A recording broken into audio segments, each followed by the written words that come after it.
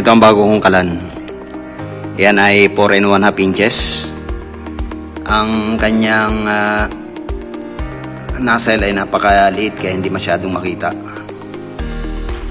Siya nga pala double ang ating chamber kasi ang chamber na yan ay double function. Ibig sabihin, may apoy na nanggagaling sa loob ng chamber natin sa upper portion. Then, ang ating nozzle may sarili ring supply ng hangin. Kaya, ito ay dalawang klase ang hangin na pinanggagalingan natin. May vortex effect ito. Ayan o. Halos hindi makita yung ating nozzle. Ayan, kung mapapansin nyo, umiikot yung apoy natin dyan. Umiikot yung apoy natin. Pinapaikot ko talaga. Ayan, tingnan natin sa mahinang setting.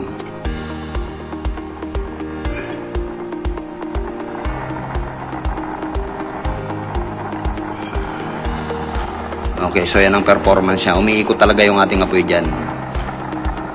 Parang tornado yan. May vortex effect yan. Yan ang kanyang pool.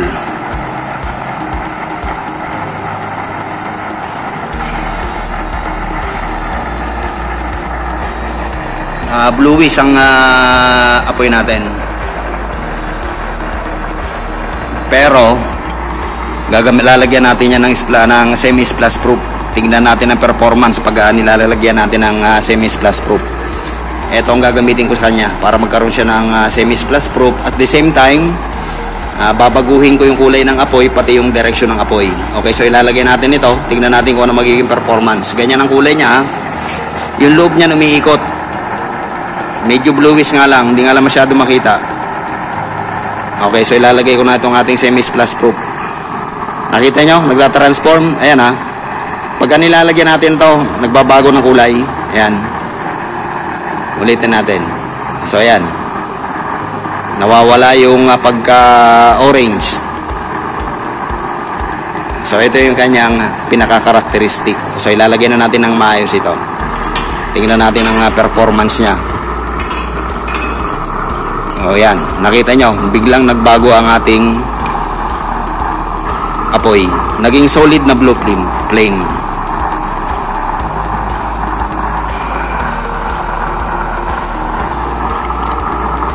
Hindi pa masyadong nagpa-function yung ating ating splash proof kasi malamig na malamig pa yan. Pero pag nag-init yan, makikita nyo magbabago ng performance yan. Ayan, nagsisimula na mag-init. So, nagtatransform na yung ating apoy. Nagbabago na ng kulay.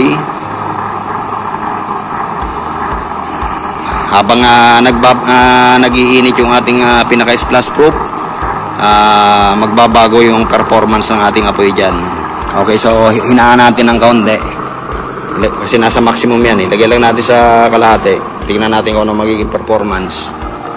Okay, so sa kalahati, yan ang naging performance niya.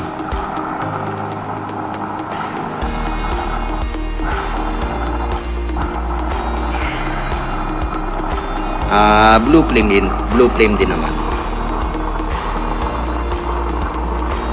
Okay din naman ang performance niya. Unti-unti na lumalakas yan kasi nag-iinit na yung ating pinaka-splash proof. Yung patak niya ganun lang ha. Tingnan nyo yung patak. Ganyan-ganyan lang.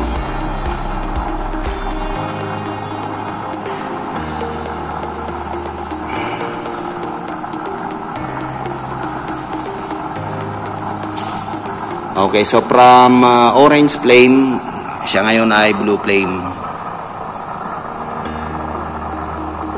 Pwede pa hinaan pa natin, tingnan natin kung ano magiging performance dito sa dulo ng number 2. Pag dulo ng number 2, yan ang kanyang performance. So nahihinaan yung apoy na ito.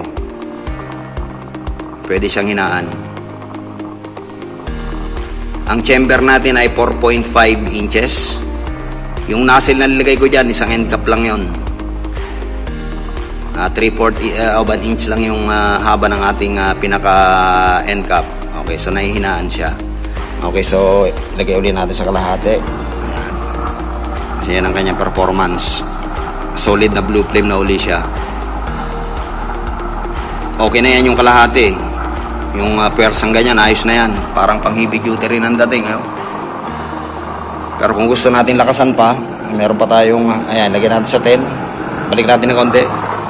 Ayan ang kanya naging performance. Kaya lang masyado nang malakas yan. Pagka may isasalang na lang yata siguro tayo na malakihan. Habang tumatagal, lalong lalakas yan.